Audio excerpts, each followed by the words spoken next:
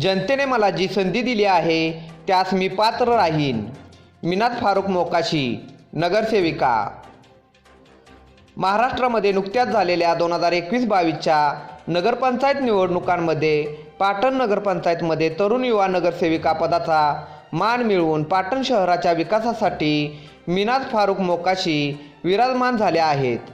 या राष्ट्रवादी काँग्रेस पक्ष पुरस्कृत माजी मंत्री विक्रमसिंह पाटणकर व सातारा जिल्हा मध्यवर्ती सहकारी बँकेचे संचालक सत्यजितसिंह पाटणकर दादा यांच्या मार्गदर्शनाखाली पहिल्यांदाच यांनी पाटण नगरपंचायत निवडणूक लढवली आणि पहिल्याच निवडणुकीमध्ये त्यांना नगरसेविका बनण्याचा मान वार्ड नंबर 13 मधील मतदारांनी दिला. तर चला मग आपण पाहूया सविस्तर बातमी.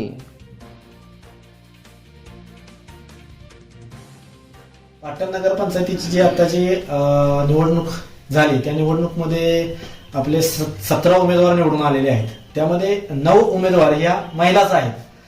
मग लोकांनी महिलांना जास्त प्राधान्य देऊन त्यांना सेवा करण्याची संधी पाटणच्या नागरिकांनी दिलेली आहे. मग महिला म्हणून तुमची त्यांच्यासाठी काय भूमिका असेल? आदरणीय विक्रमसिंहजी पाटणकर दादा व युवा नेते, राष्ट्रवादी काँग्रेसचे युवा नेते आदरणीय सत्यजितसिंह दादा पाटणकर यांनी राष्ट्रवादी काँग्रेसची व पाटणकर गटाची मला अधिकृत उमेदवारी दिल्याबद्दल सर्वप्रथम मी त्यांचे आभार मानते.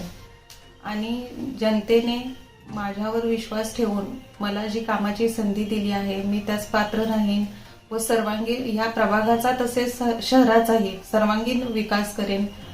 आणि सर्व मतदार बंधू भगिनींनी माझ्यावर जो विश्वास ठेवला आहे, मला सर्वाधिक मतांनी निवडून दिल्याबद्दल सर्वप्रथम मी त्यांचेही आभार मानते.